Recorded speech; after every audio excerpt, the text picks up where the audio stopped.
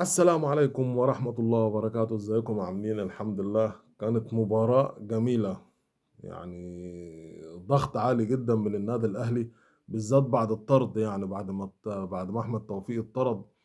النادي الأهلي مسك زمام الأمور شوية بعد ما أحمد توفيق اتطرد. كان في روح عالية جدًا في المباراة، وأنا باحيي بيراميدز يعني اللي هي كانت عاملاه في المباراة بتمسك كورة وبتنقل كورة والحمد لله المباراة طلعت تعادل، الحمد لله إن المباراة طلعت تعادل.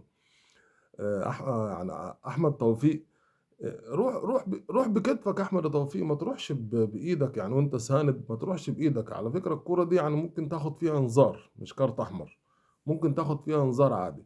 بس طبعًا توفيق الحكم، يعني التوفيق بتاع الحكم طبعًا والتوقيت بتاعه والVAR والكلام ده، فالVAR قال له تعالَ يبقى هتطرد.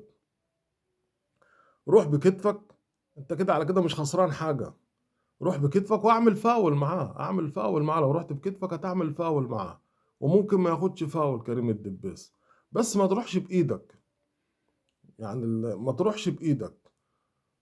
وإن شاء الله التوفيق إن شاء الله في المباريات اللي جاية إن شاء الله في الدوري، ومتعتونا، الحمد لله متعتونا، وألف مبروك للفرقتين البونت، مع إن البونت ده للنادي الأهلي ما يأكلش عيش يعني بصراحة. بس بيراميدز أحسن من الموسم اللي فات قدّام الأهلي، والأهلي طبعًا الإصابات بقى، يعني في حوالي 22 لاعب برّه الإصابات، ربنا يرجعهم إن شاء الله بالسلامة، وإن شاء الله بالتوفيق إن شاء الله للناديين. السلام عليكم ورحمة الله.